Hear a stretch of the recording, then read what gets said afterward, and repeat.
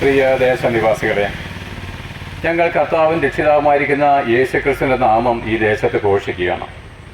തീർച്ചയായിട്ടും നമ്മളെല്ലാവരും മനുഷ്യരായിട്ട് ഭൂമിയിൽ ജനിച്ചത് വഴി നമുക്കൊരു മരണമുണ്ട്. മനുഷ്യനെന്ന് പറഞ്ഞാൽ, മർത്യനെന്ന് പറഞ്ഞാൽ തന്നെ മരണമുള്ളവനെന്നും കൂടെ ഒരർത്ഥമുണ്ടല്ലോ. അപ്പോൾ മരണമുള്ള എല്ലാവർക്കും വേണ്ടി ഒരുത്തൻ മരിച്ചു എന്നുള്ളൊരു നല്ല വാക്ക് പറയുന്നതേ ഉള്ളൂ. അപ്പോൾ എന്താണ്? മരണമുള്ള എല്ലാ മനുഷ്യർക്കും വേണ്ടി ഒരുവൻ മരിച്ചുവെന്നും മരണമുള്ള എല്ലാവരും മരണത്തെ ജയിക്കേണ്ടതിന് ആ ഒരുവൻ തന്നിൽ വിശ്വസിക്കുന്ന ഏവർക്കായിട്ടും നമ്മുടെ നീതീകരണത്തിനായിട്ട് ഉയർത്തെഴുന്നേറ്റിരിക്കുന്നു എന്നുള്ള ആ വിശ്വാസ വചനം ഞങ്ങൾ ഘോഷിക്കുമ്പോൾ അത് അവിടെ കൊണ്ട് തീർന്നില്ലല്ലോ. നമ്മൾ ഈ പ്രസംഗിച്ചത് സത്യമാണോ അല്ലയോ എന്ന് തിരിച്ചറിയേണ്ടതിന് കർത്താവായിരിക്കുന്ന യേശുക്രിസ്തു ഈ ഭൂമിയിൽ തൻ്റെ രാജ്യം ഉറപ്പിക്കാനായിട്ട് മടങ്ങി വരും. അവൻ മടങ്ങി വരുമ്പോൾ ഈ വചനം വിശ്വാസ യോഗ്യമാണെന്ന് വിശ്വസിക്കാത്തവർ പോലും ഒന്ന് അംഗീകരിക്കും. അതേ പ്രിയപ്പെട്ടവരെ, ആർക്കും കുറ്റം പറയുവാൻ കഴിയാത്ത, ആർക്കും പ്രതിവാദം പറയുവാൻ കഴിയാത്ത വണ്ണം തൻ്റെ വചനത്താൽ അവൻ ഈ ലോകത്തെ ഉറപ്പിച്ച്, ഈ ക്രൂശിനെ ഉറപ്പിച്ച് ഈ ദേശത്തുള്ള സകല ജാതികളോടും ഘോഷിപ്പാൻ ഞങ്ങളെ രക്ഷിച്ചയച്ചത് വഴി നിങ്ങൾ ഹിന്ദുക്കളോ ക്രിസ്ത്യാനികളോ ആരുമായിക്കോട്ടെ, നിങ്ങൾ ഒരു മനുഷ്യരാണെന്ന് ആദ്യം അംഗീകരിക്കണം. അതേ പ്രിയപ്പെട്ടവരെ, നമ്മൾ വെറും മനുഷ്യരാണ്. ഇന്നലെ ജനിക്കുകയും നാളെ മരിക്കുകയും പോകുന്ന പുഴുതുല്യമായിരിക്കുന്ന ചെറിയ ആയുസുള്ള മനുഷ്യന് നോക്കിവിൻ. നമ്മുടെ കഴിഞ്ഞകാല ജീവിതങ്ങളിലേക്ക് നോക്കിവിന് 60 70 വയസ്സുള്ള അപ്പച്ചനോട് ഞാൻ ചോദിച്ചു കൊള്ളട്ടെ, എന്ത് പെട്ടെന്നാണ് നമ്മുടെ സമയം നീങ്ങിപ്പോയത്. 5-ാമത്തെ വയസ്സ് അല്ലെങ്കിൽ നമ്മുടെ അപ്പൻ്റെ കൈ പിടിച്ചുകൊണ്ട് നമ്മുടെ ഓലേപ്പള്ളിക്കൂടത്തിൽ ഈ എന്ന് എഴുതാൻ നമ്മൾ പോയ രംഗം ഓർത്ത് നോക്കിക്കേ. ആ എഴുത്ത് എന്താണ്, ആ പള്ളിക്കൂടത്തിൽ പോയിട്ട് ആശാൻ നമ്മുടെ കരം പിടിപ്പിച്ച് അരിയൊക്കെ വിതറി അതിനകത്ത് ഈ എന്നൊക്കെ എഴുതിയപ്പോൾ അത് 5-ാമത്തെ വയസ്സിൽ നടന്നതാണ്, അല്ലെങ്കിൽ 4-ാമത്തെ വയസ്സിൽ നടന്നതാണ്. അന്ന് നമ്മൾ ആരെങ്കിലും വിചാരിച്ചോ നമ്മളിങ്ങനെ ഈ വല്യപ്പനാകും, ഇത്രയും വർഷം കഴിയുമെന്നൊക്കെ നമ്മൾ വിചാരിച്ചുവോ? ഇല്ല. എന്നാൽ നോക്ക് പ്രിയരെ, ഇന്ന് 70-ാമത്തെ വയസ്സിൽ നിന്ന് നമ്മൾ തിരിഞ്ഞു നോക്കുമ്പോൾ ഒരു കാര്യം മനസ്സിലാകും. എന്ത് പെട്ടെന്നാണ് ഈ 60-70 വർഷങ്ങൾ കടന്നുപോയത്. എന്ത് പെട്ടെന്നാണ് നമ്മുടെ അമ്മയൊക്കെ നമ്മളെ എടുത്ത് ഓമനിച്ചിരുന്ന അനുഭവത്തിൽ നിന്ന് ഇന്ന് ആർക്കും വേണ്ടാത്ത ശുഷ്കിച്ച ശരീരമുള്ള ഒരു വൃദ്ധനും വൃദ്ധയുമായിട്ട് ഇങ്ങനെ ദ്രവിച്ചു പോയ ഒരു ശരീരത്തിലേക്ക് നമ്മൾ വന്നത്. എന്ത് പെട്ടെന്നാണ് 70 വർഷങ്ങൾ നൊടി നേരം കൊണ്ട് കടന്നുപോയെങ്കിൽ എൻ്റെ പ്രിയപ്പെട്ടവരെ, നാളെ നമ്മൾ ഈ മണ്ണിൽ നിന്ന് തന്നെ, നമ്മുടെ ബന്ധുക്കളിൽ നിന്ന് തന്നെ, നമ്മുടെ മക്കളിൽ നിന്ന്, നമ്മുടെ എല്ലാ മനുഷ്യരുടെ മുമ്പിൽ നിന്നും മരണം വഴിയായിട്ട് വേർതിരിഞ്ഞിട്ട് നമ്മൾ ഇവിടുന്ന് പോകും. എന്നാൽ ഞങ്ങളുടെ ചോദ്യം ഇത്രയേ ഉള്ളൂ, നമ്മൾ ഇവിടെ വെച്ച് മരിച്ചിട്ട് എങ്ങോട്ടാണ് പോകുന്നത്? ആ ഒരു കാര്യത്തെപ്പറ്റി മാത്രമേ ഞങ്ങൾ പറയുന്നുള്ളൂ. അപ്പോൾ യേശുക്രിസ്തു മരിക്കുകയും മരിച്ചിട്ട് ഉയർത്തെഴുന്നേൽക്കുകയും ചെയ്യുന്നുള്ള വിശ്വാസ വചനം ഞങ്ങൾ പറയുമ്പോൾ, യേശുക്രിസ്തു അല്ലാതെ ആരും മരിച്ചവരിൽ നിന്ന് ഉയർത്തെഴുന്നേറ്റിട്ടില്ല. മരിച്ചവർ ഒത്തിരി പേരുണ്ട്, കോടാനുകോടി ജനങ്ങൾ മരിച്ചിട്ടുണ്ട്. എന്നാൽ മനുഷ്യനെ ഉത്ഭവസ്ഥാനം മുതൽ, അല്ലെങ്കിൽ ഭൂമിയിൽ മനുഷ്യൻ സൃഷ്ടിക്കപ്പെട്ട നാൾ മുതൽ ഒരുവന്റെ മരണം ലോകത്തിൽ പ്രസംഗ വിഷയമായിട്ടുണ്ടെങ്കിൽ അങ്ങനെ ഒരു സംഭവമുണ്ട്. അതെങ്ങനെയാണെന്ന് പറഞ്ഞു കഴിഞ്ഞാൽ, പ്രിയപ്പെട്ടവരെ, 6000 വർഷമായിട്ട് ഭൂമിയിൽ പ്രസംഗിക്കുന്ന ഒരൊറ്റ വിഷയമുണ്ട്. ഒത്തിരി വിഷയങ്ങൾ പ്രസംഗിക്കുന്നെങ്കിലും 6000 വർഷങ്ങളായിട്ട് പ്രസംഗിക്കുന്ന ഓരോ ഒരു വിഷയം എന്താണെന്നറിയാമോ? അത് ദൈവപുത്രനായിരിക്കുന്ന യേശുക്രിസ്തുവിന്റെ ക്രൂശിലെ മരണമാണ്. അതെങ്ങനെ? 2000 വർഷങ്ങൾക്ക് മുമ്പല്ലേ അവൻ മരിച്ചത്? സത്യം തന്നെ. എന്നാൽ പ്രിയപ്പെട്ടവരെ, ഭൂമിയിൽ മനുഷ്യജാതി ഉണ്ടായിട്ട് 6000 വർഷത്തെ ചരിത്രം മാത്രമേ ഉള്ളൂ.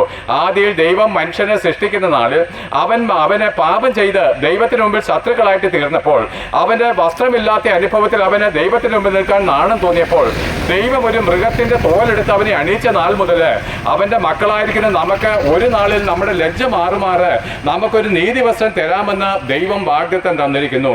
അതേ പ്രിയപ്പെട്ടവരെ, മനുഷ്യൻ പാപം ചെയ്ത നാൾ മുതൽ 6000 വർഷങ്ങൾക്ക് മുമ്പ് മുതൽ തന്നെ മനുഷ്യന്റെ പാപങ്ങൾക്ക് പരിഹാര ബലിയായിട്ട് ആകാശത്തെയും ഭൂമിയെ സൃഷ്ടിച്ച ദൈവവചനമായിരിക്കുന്ന ദൈവപുത്രനായിരിക്കുന്ന ക്രിസ്തു ക്രൂശിൽ മരിക്കും എന്നുള്ള നിയമം ഈ ലോകത്തിൽ പ്രസംഗിച്ചു കൊണ്ടിരുന്നു. മനുഷ്യനുണ്ടായതിനു ശേഷം 4000 വർഷങ്ങൾ അത് നിരന്തരമായിട്ട് പ്രസംഗിച്ചു കൊണ്ടുവരുന്നു. അവരുടെ മൃഗബലികളിലും യാഗങ്ങളിലും അതിൽ ദൈവം പ്രസാദിക്കത്തില്ല എന്നും, വരുവാനിരിക്കുന്ന അറക്കപ്പെടുവാനിരിക്കുന്ന ഒരു നീതിയുള്ള കുഞ്ഞാട്, പാപമില്ലാത്ത ഒരു കുഞ്ഞാടിന്റെ അറക്കപ്പെടലോടുകൂടി, യാഗത്തോടുകൂടി യാഗത്തിന് തീർപ്പാക്കുമെന്നും അവർ വിശ്വസിച്ചിരുന്നു. എന്നാൽ നോക്ക് പ്രിയരെ, അങ്ങനെ 4000 വർഷങ്ങൾ മൃഗങ്ങളെ ബലി കഴിച്ചും മറ്റ് ആചാര അനുഷ്ഠാനങ്ങൾ നടത്തിക്കൊണ്ടും വരുവാനിരിക്കുന്ന പ്രത്യാശയ്ക്ക് വേണ്ടി അവർ കാത്തിരുന്നു. അനേക പ്രവാചകന്മാർ മുഖാന്തരം ദൈവപുത്രനായിരിക്കുന്ന ക്രിസ്തുവിന്റെ യാഗത്തെ പറ്റി പ്രതിപാദിച്ചു കൊണ്ടിരുന്നെങ്കിലും 4000 വർഷങ്ങൾ കടന്നുപോയതിനു ശേഷം കൃത്യമായിരിക്കുന്ന സമയത്ത് ദൈവം കന്യകയില് നമ്മുടെ പ്രത്യാശയായിരിക്കുന്ന ക്രിസ്തുവിനെ ലോകത്തിൽ ജനിപ്പാൻ അനുവദിച്ചു. അതേ പ്രിയരെ, ആ പ്രത്യാശയാണ് ഞങ്ങൾ പ്രസംഗിക്കുന്നത്. അവനെ പ്രസവിച്ച് അവനെ കാലിത്തൊഴുത്തിൽ കടത്തുമ്പോൾ ദൂതന്മാർ വന്നിട്ട്, അല്ലെങ്കിൽ അവൻ്റെ ജന്മസമയത്ത് ദൂതന്മാർ ഇങ്ങനെ ഘോഷിക്കുവാനിടയായി, അത്യുന്നതങ്ങളിൽ ദൈവത്തിന് മഹത്വം, ഭൂമിയിൽ ദൈവപ്രസാദമുള്ള മനുഷ്യർക്ക് സമാധാനം. അതേ പ്രിയപ്പെട്ടവരെ, ദൈവത്തിന് പ്രസാദമുള്ള മനുഷ്യർക്ക് സമാധാനം നൽകി കൊടുക്കേണ്ടതിന് ദൈവം തൻ്റെ പുത്രനായിരിക്കുന്ന യേശുക്രിസ്തുവിനെ ലോകത്തിലേക്ക് അയച്ചിരിക്കുകയാണ്. അപ്പോൾ ഒരാളുടെ ഒരു ചോദ്യം, അത് എന്തിനും തർക്കിക്കുന്ന ഒരു അപ്പച്ചൻ ചോദിക്കുകയാണ്, അപ്പോൾ ദൈവത്തിന് പ്രസാദമുള്ളവർക്കല്ലേ ഉള്ളൂ സമാധാനം, എനിക്ക് എവിടെ പ്രസാദം കിട്ടാനാ? ഞാൻ പാപിയായിരിക്കുന്ന ഒരു മനുഷ്യനാ. അപ്പൊ ദൈവം ചിലരെ പ്രസാദിപ്പിക്കുന്നു, ചിലർക്ക് പ്രസാദം കൊടുക്കുന്നു, ചിലരെ പ്രസാദം കൊടുക്കുന്നില്ല. അങ്ങനെയാണെങ്കിൽ പ്രിയരാ, ദൈവമല്ല. ഇവിടെ എന്താണ് പറഞ്ഞത്? അത്യുന്നതങ്ങളിൽ ദൈവത്തിന് മഹത്വം, ഭൂമിയിൽ ദൈവപ്രസാദമുള്ള മനുഷ്യർക്ക് സമാധാനം. അപ്പോൾ ദൂതന്മാരുടെ ഈ നിയമത്തിനൊത്തവണ്ണം, ഇവർ പ്രസംഗിച്ചതിനൊത്തവണ്ണം ഇതാ യേശുക്രിസ്തു താനും പറഞ്ഞു, പുത്രനല്ലാതെ ആരും ദൈവത്തെ അറിയുന്നില്ല, പുത്രൻ വെളിപ്പെടുത്തി കൊടുക്കാൻ ഇച്ഛിക്കുന്നതിനുമല്ലാതെ ആരും പിതാവിനെ അറിയുന്നില്ല. അപ്പോൾ ഇതാ അത്യുന്നതങ്ങളിൽ ദൈവത്തിന് മഹത്വം, ഭൂമിയിൽ ദൈവപ്രസാദമുള്ള മനുഷ്യർക്ക് സമാധാനം എന്ന് പറയുമ്പോൾ, ഈ ഭൂമിയിലേക്ക് ദൈവപുത്രനായിരിക്കുന്ന യേശുക്രിസ്തു പ്രത്യക്ഷനായത് നമ്മളെ പാപത്തിന്റെ ചങ്ങലയിൽ അടച്ച് നമ്മളെ നരകവിധിയിലേക്ക് തള്ളിക്കളയുവാൻ വിധിക്കപ്പെട്ട ജനങ്ങൾക്ക് ആ സാത്താനെ തകർത്ത് കളഞ്ഞ് അവന്റെ അധികാരവർഗം മടക്കി വാങ്ങി, എന്ന് വെച്ചാൽ മരണത്തിന്റെ താക്കോൽ തിരികെ വാങ്ങി, തന്നിൽ വിശ്വസിക്കുന്ന ഏവർക്കും നിത്യജീവൻ അവൻ കാരണഭൂതനായിട്ട് തീരുമെന്നാണ് വചനത്തിന്റെ അർത്ഥം. അപ്പോൾ നോക്ക് പ്രിയരെ, പുത്രൻ വെളിപ്പെടുത്തി കൊടുക്കാൻ ഇച്ഛിക്കുന്നതിനുമല്ലാതെ ആരും ദൈവത്തെ അറിയത്തില്ലെന്ന് പറയുമ്പോൾ, ഏതൊരു മനുഷ്യനും ദൈവത്തെ അന്വേഷിക്കുന്നുവെങ്കിൽ അവർ യേശുക്രിസ്തുവിനെ അന്വേഷിക്കണം. അതായത്, ഞാൻ തന്നെ വഴിയും സത്യവും ജീവനുമാകുന്നു, എന്നിൽ കൂടി അല്ലാതെ ആരും ദൈവത്തെ, പിതാവിനെ കാണത്തില്ലെന്ന് പറയുമ്പോൾ, ഭൂമിയിലുള്ള ഏതെങ്കിലും ഒരു മനുഷ്യൻ ദൈവപുത്രനായിരിക്കുന്ന യേശുക്രിസ്തുവിനെ അന്വേഷിച്ച് കണ്ടെത്തുന്നുവെങ്കിൽ, അവനെ തന്റെ രക്ഷകനും കർത്താവുമായിട്ട് അവൻ അംഗീകരിക്കുന്നുവെങ്കിൽ, അവൻ മതഭക്തിയും പൗരോഹിത്യത്തെയും തള്ളി സ്വർഗം വിട്ട് ഇറങ്ങി വന്ന് നമ്മുടെ പാപത്തിന് പരിഹാര ബലിയായിട്ട് മരിച്ച ഈ കർത്താവായിരിക്കുന്ന യേശുക്രിസ്തുവിനെ തന്റെ ഏക രക്ഷകനും കർത്താവുമായിട്ട് അംഗീകരിക്കുന്നുവെങ്കിൽ ദൈവത്തിന് അവനോട് പ്രസാദം തോന്നുമെന്നാണ് എൻ്റെ അർത്ഥം. അത്യുന്നതങ്ങളിൽ ദൈവത്തിന് മഹത്വം, ഭൂമിയിൽ ദൈവപ്രസാദമുള്ള മനുഷ്യർക്ക് സമാധാനം. അപ്പോൾ ദൈവം നിന്നിൽ പ്രസാദിക്കണമെങ്കിൽ എന്ത് ചെയ്യണം? നീ ഏത് ജാതി മതസ്ഥനായാലും ശരി, ഇനി ക്രിസ്തീയ മതവിശ്വാസിയോ ക്രിസ്തീയ പുരോഹിതനോ ആയിക്കൊള്ളട്ടെ, നീ മാനസാന്തരപ്പെട്ട് നിന്റെ കർത്താവായിരിക്കുന്ന യേശുക്രിസ്തുവിലേക്ക് തിരിഞ്ഞ്, ഈ യേശുക്രിസ്തു അല്ലാതെ മറ്റൊരു പുരുഷനെ നിന്റെ ഹൃദയത്തിൽ ആരാധനയ്ക്കായിട്ട് നീ സൂക്ഷിക്കല്ലേ. യേശുക്രിസ്തു മാത്രമാണ് ഏക സത്യമെന്ന് അംഗീകരിക്കുന്നവനിൽ ആര് പ്രസാദിക്കുന്നു? ദൈവം പ്രസാദിക്കുന്നു. ആ വാക്കിന്റെ അർത്ഥം അങ്ങനെയാണ് പ്രിയരെ. അത്യുന്നതങ്ങളിൽ ദൈവത്തിന് മഹത്വം, ഭൂമിയിൽ ദൈവപ്രസാദമുള്ള മനുഷ്യർക്ക് സമാധാനം. ദൈവം നിന്നിൽ പ്രസാദിക്കണമെങ്കിൽ, നിനക്ക് സമാധാനം ഉണ്ടാകേണ്ടതിന് ദൈവം നിന്നിൽ പ്രസാദിക്കണമെങ്കിൽ, നീ സർവശക്തനായിരിക്കുന്ന കർത്താവിന്റെ ഏകപുത്രനായിരിക്കുന്ന യേശുക്രിസ്തുവിലേക്ക് മനം തിരിയണം. എല്ലാ ജാതി മതസ്ഥരോടും ദൈവത്തിന്റെ ഒരേ ഒരു കൽപ്പന അത് മാത്രമാണ്, നിങ്ങൾ എന്താണ്? മനം തിരിഞ്ഞ് എന്റെ പുത്രനായിരിക്കുന്ന ക്രിസ്തുവിലേക്ക് തിരിയണം. അപ്പോൾ ഇവിടെയുള്ള ഒരു ക്രിസ്തീയ മതവിശ്വാസിയായിരിക്കുന്ന അമ്മച്ചിയോ അപ്പച്ചനോ അല്ലെങ്കിൽ ഒരു പള്ളിയിലെ പുരോഹിതനോ ഇപ്പോൾ ഒരു ചോദ്യം ചോദിക്കുകയാണ്, കുഞ്ഞെ, ഞങ്ങൾ ജനിച്ചപ്പോൾ തൊട്ട് യേശുക്രിസ്തു ഇല്ലയോടാ വിശ്വസിക്കുന്നത്? ചോദിച്ചില്ല, ഇപ്പൊ ചോദിച്ചില്ലേ? ചോദിച്ചു, ഞങ്ങൾ കേട്ടു കേട്ടോ, ഞങ്ങൾ കേട്ടു. അതെ എടാ കുഞ്ഞെ, ഞങ്ങൾ ജനിച്ചപ്പോൾ തൊട്ട് യേശുക്രിസ്തു അല്ലേ വിശ്വസിക്കുന്നത്? അല്ല പച്ച, ആ യേശുക്രിസ്തുവിലാണ് നീ വിശ്വസിച്ചിരുന്നെങ്കിൽ ഈ യേശുക്രിസ്തുവിനെ വിട്ട് നിങ്ങൾ മറ്റനേക ആരാധനാലയങ്ങളിൽ പോകുന്നത് എന്തിനാണ്? മണർകാട്, പരിമല ഇത്യാദി കാര്യങ്ങൾക്ക് നിങ്ങൾ ഓടുന്നില്ലയോ?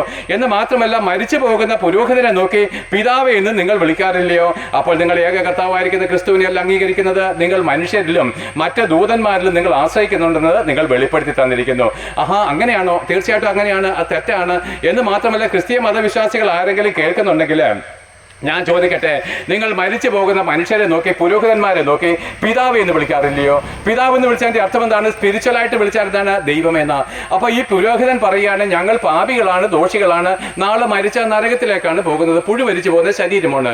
ആ ശരീരത്തെ നോക്കി നിങ്ങൾ തിരുമേനി എന്നും, ആ ശരീരത്തെ നോക്കി നിങ്ങൾ എന്താണ്? പിതാവെ, ദൈവം എന്നും വിളിക്കുമ്പോൾ നിങ്ങൾ യേശുക്രിസ്തുവിനെ അറിഞ്ഞിട്ടില്ല. യേശുക്രിസ്തു പറഞ്ഞു, നിങ്ങൾക്ക് ഈ ഭൂമിയിൽ ആരെയും നിങ്ങൾ പിതാവെന്ന് വിളിക്കല്ല, നിങ്ങൾക്ക് പിതാവായിട്ട് ഒരുവനത്രേ, സ്വർഗസ്ഥൻ തന്നെ. അപ്പോൾ സ്വർഗത്തിൽ ിരിക്കുന്ന പിതാവായിരിക്കുന്ന ഏക ദൈവമല്ലാതെ മറ്റൊരു ദൈവം നമുക്കുണ്ടാവരുത്. അവനിലേക്ക് നമ്മളെ കൊണ്ടുപോകുവാൻ യേശുക്രിസ്തുവിന്റെ രക്തത്തിനല്ലാതെ മറ്റൊന്നിനും കഴിയത്തതുമില്ല. അതുകൊണ്ട് പ്രിയപ്പെട്ടവരെ, എന്താണ് ഞങ്ങൾ പറഞ്ഞു വരുന്നത്? നിങ്ങൾക്ക് ആർക്കെങ്കിലും ഇന്നേ വരെ പാപമോചനം നേടിയിട്ടില്ലെങ്കിൽ, അല്ലെ ക്രിസ്തീയ മതവിശ്വാസികളായിരിക്കുന്ന നിങ്ങൾ ഇന്നും പാപികളും ദോഷികളുമാണെങ്കിൽ, അല്ല ഞാനൊരു ഹിന്ദുമത വിശ്വാസിയായിരുന്നു കേട്ടോ, ഞാനൊരു ഹിന്ദുമത വിശ്വാസിയായിരുന്നു, ഞാൻ മതം തള്ളി സത്യദൈവത്തെ സ്വീകരിച്ചതാണ്. അപ്പോൾ ഇന്നും നിനക്ക് രാഹുകാലത്തെ ജയിപ്പാൻ കഴിഞ്ഞിട്ടില്ലെങ്കിൽ, ഇന്നും നിനക്ക് ആകാശത്തിലെ കേതുക്കളുടെയും ചന്ദ്രന്റെയും ദോഷത്തിൽ നിന്നൊരു മാറ്റം വന്നിട്ടില്ലെങ്കിൽ നിങ്ങൾ സത്യദൈവത്തെ അറിഞ്ഞിട്ടില്ല എന്നാണ് ഞങ്ങൾ സ്പഷ്ടമായിട്ട് പറയുന്നത്. കാരണം ദൈവം സർവ്വശക്തിയുള്ള ദൈവമാണ്. ആകാശത്തെയും ഭൂമി അവൻ സൃഷ്ടിച്ചവനാണ്. അവന്റെ മുമ്പിൽ എല്ലാ അധികാരങ്ങളും കാൽക്കീഴിൽ അമർന്നിരിക്കുകയാണ്. യേശു ക്രിസ്തു മരിച്ചിട്ട് ഉയർത്തെഴുന്നേറ്റ് ഇങ്ങനെ പറഞ്ഞു, ഞാൻ സ്വർഗത്തിലും ഭൂമിയിലും സകല അധികാരങ്ങളും എനിക്ക് നൽകപ്പെട്ടിരിക്കുന്നു. അപ്പോൾ സകലത്തിനെയും കീഴ്പ്പെടുത്തുന്ന യേശു ക്രിസ്തുവിന്റെ അധികാരം നിങ്ങൾ വിശ്വസിക്കുന്നുവെങ്കിൽ ഇനിയും എന്താണ്, നമുക്ക് വീട് വെക്കണമെങ്കിൽ എന്താണ്, വാസ്തുവിദ്യ നോക്കേണ്ടതായിട്ടില്ല. എന്ന് വെച്ചാൽ വാസ്തുവിദ്യ ഉണ്ട്, അതിനൊരു അധികാരമുണ്ട്, അത് സാത്താന്യമാണ്. അതിന് നിന്റെ മേൽ കർത്തൃത്വമില്ല. നിനക്ക് ഇഷ്ടമുള്ളിടത്ത് യേശു ക്രിസ്തുവിന്റെ നാമത്തിൽ നിനക്ക് എന്ത് ചെയ്യാം, വീട് വെക്കാം. ഞാൻ കുഞ്ഞായിരുന്നപ്പോൾ വീടിന്റെ ചുറ്റും എവിടെയെങ്കിലും ഒരു ചെറിയ കുഴി കുത്തിയാൽ മതി. ഞങ്ങൾ എന്താണ്, കുട്ടികൾ കളിക്കുന്ന സമയത്ത് വീടിന്റെ മൂലയ്ക്കെങ്ങാണ്ട് എന്തിനെങ്കിലും ഒരു കുഴി കുത്തിയാൽ മതി. അമ്മ വന്ന് ഓടിക്കും, എടാ അവിടെ പോയി കുഴി വെക്കല്, കാരണം എന്താണെന്നറിയാം, അത് മൂലക്കഴിക്കോലാണ്, മരണം വരുമെന്ന് പറഞ്ഞു. അങ്ങനെ നോക്കുമ്പോഴേ അങ്ങനെ എല്ലാത്തിനകത്തും തടസ്സങ്ങളാണ്. എല്ലാത്തിനകത്തും എന്താണ്, നമ്മൾ എന്താണ് കെട്ടിയിട്ടിരിക്കുകയാണ്.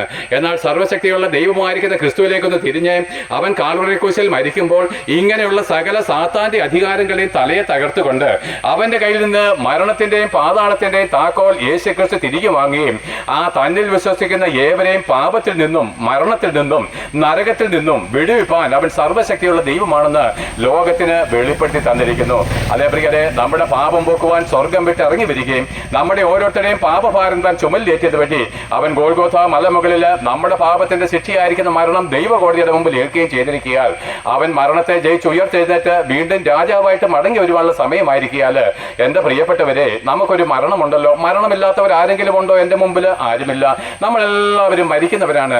അതുകൊണ്ട് മരണമുള്ള എല്ലാവരും കർത്താവായിരിക്കുന്ന യേശു ക്രിസ്തുവിന്റെ മുമ്പിൽ മരിച്ചതിന് ശേഷം നമ്മുടെ ന്യായവിധിക്ക് വേണ്ടി നിൽക്കുമ്പോൾ അവന്റെ മുമ്പിൽ നിൽപ്പാൻ നമ്മൾ യോഗ്യത നേടേണ്ടതിന് അവന്റെ രക്തത്താൽ വിശ്വാസത്താൽ ഇന്ന് ഭൂമിയിലായിരിക്കുമ്പോൾ തന്നെ നമുക്ക് പാപമോചനം എന്നൊരു കാര്യമുണ്ട് പ്രിയരെ.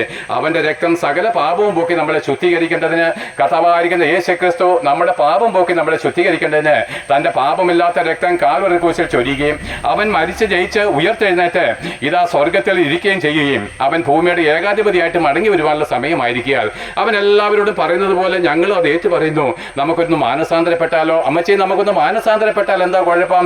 അയ്യോ, പൈസയൊന്നും കൊടുക്കണ്ട കേട്ടോ, ദൂരയാത്രയൊന്നും ചെയ്യണ്ട, അവിടെ ഇരുന്നു കൊണ്ട് തന്നെ ഒന്ന് മാനസാന്തരപ്പെട്ടാൽ എന്താണ്? അയ്യോ, അതെങ്ങനെയാടാ കുഞ്ഞെ മാനസാന്തരപ്പെടുന്നത്? പറയാം അമ്മച്ചി, ഈ മാനസാന്തരം എന്ന് പറഞ്ഞു കഴിഞ്ഞാൽ എന്താണ്, പണച്ചെലവൊന്നുമില്ല. നിങ്ങൾ ഏത് ജാതി മതസ്ഥരാണെങ്കിലും ഇത്രയേ ഉള്ളൂ സംഭവം. ഞാൻ പാപിയായിരിക്കുന്ന ഒരു മനുഷ്യനാണ്. 6000 വർഷങ്ങൾക്ക് മുമ്പ് ദൈവത്താൽ സൃഷ്ടിക്കപ്പെട്ട ഏകപുരുഷനായിരിക്കുന്ന ആദമിന്റെ രക്തത്തിൽ പിറന്നുകൊണ്ട് ഞാൻ നരകവിധിക്ക് യോഗ്യയാണ്. അതുകൊണ്ട് എന്താണ്, എനിക്കൊരു പാപമോചനം വേണം. നിങ്ങൾ ആരെങ്കിലും ഒരു പാപമോചനത്തിന് വേണ്ടി ഏതെങ്കിലും ആലയത്തിൽ ഇന്നേവരെ പോയിട്ടുണ്ടോ? അത് ക്രിസ്ത്യാനിയായാലും ഹിന്ദു ആയാലും എനിക്കൊരു പാപമോചനം വേണമെന്ന് പറഞ്ഞ് എവിടെയെങ്കിലും പോയിട്ടുണ്ടോ? എങ്ങും പോയിട്ടില്ല. എന്നാൽ നോക്ക് പ്രിയപ്പെട്ടവരെ, അതുകൊണ്ട് നമുക്ക് ഇങ്ങനെ പറയാം, കർത്താവേ, ഞാൻ പാപിയായിരിക്കുന്ന ഒരു മനുഷ്യനാണ്, ഒരു സ്ത്രീയാണ്. ഇന്ന് ഞാൻ മരിച്ചു കഴിഞ്ഞാൽ നരകവിധിയിലേക്ക് പോകത്തുള്ളല്ലോ. എനിക്കൊരു പാപമോചനം കർത്താവേ നിന്നിലുണ്ടെന്ന് ഒരു ഉപദേശി വന്ന് പ്രസംഗിക്കുന്ന കേട്ടു. നിന്റെ രക്തം സകല പാപവും പോക്കി എന്നെ ശുദ്ധീകരിക്കുമെങ്കിൽ ഞാൻ എന്നെ തന്നെ ഏൽപ്പിച്ചു തരുന്നു, എന്റെ പാപം പോക്കി എന്നെ ശുദ്ധീകരിക്കണമേ. പ്രിയപ്പെട്ടവരെ, എന്നിട്ട് നമ്മൾ പറയണം, നീ മാത്രമാണ് എൻ്റെ ഏകരക്ഷകൻ, നീ മാത്രമേ എനിക്ക് വേണ്ടി മരിച്ചിട്ടുള്ളൂ. അതുകൊണ്ട് നിന്നെ ഞാൻ എൻ്റെ ഏകരക്ഷകനും കർത്താവുമായിട്ടും അംഗീകരിച്ചിരിക്കുന്നു. പ്രിയരെ, ഇതാണ് മാനസാന്തരം. പാപമോചനം കിട്ടത്തില്ല അന്നേരം കേട്ടോ. പാപമോചനം കിട്ടണമെങ്കിൽ നമ്മൾ യേശു ക്രിസ്തുവിനോട് കൂടെ മരിക്കണം. അതെങ്ങനെ സാധ്യമാകും? യേശു ക്രിസ്തു എന്ന ലോകത്തിലില്ലല്ലോ, അവൻ സ്വർഗത്തിലല്ലയോ. എന്നാൽ നോക്ക് പ്രിയരെ, മാനസാന്തരപ്പെട്ടതിന് ശേഷം നിങ്ങൾ സ്നാനമേൽക്കുമ്പോൾ ദൈവം പരിശുദ്ധാത്മാവെന്ന ദാനം തരും പ്രിയരെ. ഈ പരിശുദ്ധാത്മാവ് നമ്മൾ വരുന്നതാണ് പാപമോചനം. ആകിയാൽ നിങ്ങൾ മനം തിരിഞ്ഞതിന് ശേഷം, മാനസാന്തരപ്പെട്ടതിന് ശേഷം യേശു ക്രിസ്തുവിനോട് ചേരുവാൻ സ്നാനമേൽക്കുമ്പോൾ ദൈവം പരിശുദ്ധാത്മാവെന്ന ദാനം നമുക്ക് തരും. ഈ പരിശുദ്ധാത്മാവ് തരുന്നതെല്ലാം ദൈവത്തിലേക്കുള്ള നമ്മുടെ വഴിയാണ്. ഇങ്ങനെ പരിശുദ്ധാത്മാവ് പ്രാപിച്ചവര് ഇനി പാപികളും ദോഷികളുമല്ല. പരിശുദ്ധാത്മാവുള്ളവർ ദൈവത്തിന്റെ മക്കളും വിശുദ്ധന്മാരുമാണ് പ്രിയരെ. ഇങ്ങനെയുള്ളവരെ ചേർക്കുവാനാണ് യേശു ക്രിസ്തു ഭൂമിയിലേക്ക് മടങ്ങി വരുന്നത്. അവൻ ഭൂമിയുടെ ഏകാധിപതിയായിട്ട് മടങ്ങി വരുവാനുള്ള സമയമായിരിക്കാൽ അങ്ങനെ സ്നാനമേറ്റ വിശുദ്ധന്മാരെ ഒന്ന് ചേർന്ന് കൂട്ടായ്മ ആചരിച്ച് കർത്താവിന് എന്റെ വരവിന് വേണ്ടി വിശുദ്ധിയോടെ കാത്തിരിക്കണം. അവൻ നാളെ മടങ്ങി വരും. നമ്മുടെ ഈ ദ്രവിച്ചു പോകുന്ന ശരീരത്തെ അവൻ മാറ്റി തേജസ്സും തിളക്കമേറിയതുമായിരിക്കുന്ന ഒരു പുതിയ ശരീരം അവൻ നമുക്ക് തന്നുകൊണ്ട് 1000 വർഷം നമ്മൾ മരണത്തെ ജയിച്ച് ഈ ഭൂമിയിൽ വാഴുകയും അതിനുശേഷം നമ്മൾ സ്വർഗത്തിലേക്ക് പറന്നു പോവുകയും ചെയ്യും. ഇല്ല, നിങ്ങൾ മാനസാന്തരപ്പെടുവാൻ മനസ്സില്ലാതെ മതഭക്തിയിലും രാഹുകാലത്തിന്റെ കീഴിലും വാസ്തുവിദ്യയുടെ അധികാരത്തിനും അടിമപ്പെട്ടുകൊണ്ട് നിങ്ങൾ എന്താണ് പാപമോചനം നേടാതെയാണ് പൗരോഹിത്യത്തിന്റെ കീഴിൽ ഇരുന്നുകൊണ്ടാണ് മതഭക്തിയിലാണ് മരിക്കുന്നതെങ്കിൽ പ്രിയപ്പെട്ടവരെ, മരണമുള്ളവരോടാണ് ഞാൻ പറയുന്നത്. തീർച്ചയായിട്ടും ഇന്ന് യേശുക്രിസ്തു മടങ്ങി വന്നാൽ ഇന്നേക്ക് 1000 ആണ്ട് തികയുന്നെന്ന് ലോകം അവസാനിക്കും പ്രിയരെ. ലോകം ഇന്നും നാളെയൊന്നും അവസാനിക്കുമെന്ന് ആരും പേടിക്കണ്ട. ഒന്നാമത് യേശുക്രിസ്തു മടങ്ങി വരണം. 1000 വർഷം അവൻ ഭൂമിയിൽ വാഴണം. അതിനുശേഷം ലോകം അവസാനിക്കുമ്പോൾ എൻ്റെ പ്രസംഗം കേട്ട നിങ്ങൾ പാപിയും ദോഷിയുമായിട്ട് മതഭക്തിയിലും പള്ളിഭക്തിയിലുമായിട്ടാണ് മരിക്കുന്നതെങ്കിൽ അന്ന് അവൻ നമ്മളെ ഉയർത്തെഴുന്നേൽപ്പിക്കുകയും എന്നിട്ട് യേശുക്രിസ്തുവിന്റെ സിംഹാസനത്തിന്റെ മുമ്പിൽ നമ്മളെ നിർത്തുകയും ചെയ്യും. അതേ പ്രിയരെ, നമ്മൾ ഓരോരുത്തരും കർത്താവായിരിക്കുന്ന യേശുക്രിസ്തുവിന്റെ സിംഹാസനത്തിന്റെ മുമ്പിൽ നിൽക്കുന്ന നാളിൽ നമ്മൾ ഈ ഭൂമിയിൽ വെച്ച് പാപമോചനം നേടാതെ മരിച്ചത് വഴി അവൻ നമ്മളെ നരകാഗ്നിയിലേക്ക് തള്ളിക്കളയുകയും ഒരിക്കലും തീർന്നു പോകാത്ത നരക നദിയിൽ എന്നേക്കുമായിട്ട് നമ്മൾ തീപ്പൊയ്കയിൽ എരിയപ്പെടുകയും ചെയ്യും. അതിനവസാനമില്ല, അതിനവസാനമില്ല, അതിനവസാനമില്ല. എത്ര കോടി വർഷം കഴിഞ്ഞാലും ആ മരണനദിയിൽ നമുക്ക് രക്ഷയില്ലാത്തത് കൊണ്ട് പ്രിയപ്പെട്ടവരെ, ഉന്നത പാപങ്ങളെ താഴ്ത്തുവിൻ, മതഭക്തികളെ വിട്ടുകളയുവിന്, അതേ പൗരോഹിത്യത്തെ ഉപേക്ഷിപ്പിന്, മനം തിരിഞ്ഞ് യേശുക്രിസ്തുവിലേക്ക് തിരിഞ്ഞ് അവന്റെ രക്തത്താലുള്ള പാപമോചനം നേടി സ്നാനമേറ്റ് പരിശുദ്ധാത്മാവിനെ പ്രാപിച്ച് ദൈവത്തിന്റെ മക്കളും വിശുദ്ധരുമായിട്ട് ആ കർത്താവായിരിക്കുന്ന യേശുക്രിസ്തുവിന്റെ മടങ്ങിവരവിന് വേണ്ടി വിശുദ്ധിയോടെ കാത്തിരുന്ന് അങ്ങനെയുള്ളവർക്ക് അവൻ വാഗ്ദത്തം ചെയ്തിരിക്കുന്ന ആ പുതിയ ആകാശത്തിനും പുതിയ ഭൂമിക്കും നിങ്ങൾ അവകാശികളായിട്ട് തീർന്നുകൊള്ളുമെന്ന് ഘോഷിച്ചുകൊണ്ട് ഈ ചെറിയ പ്രസംഗം ഇവിടെ നിർത്തുകയാണ്. കേട്ട ഏവർക്കും യേശുക്രിസ്തുവിന്റെ നാമത്തിൽ നന്ദി.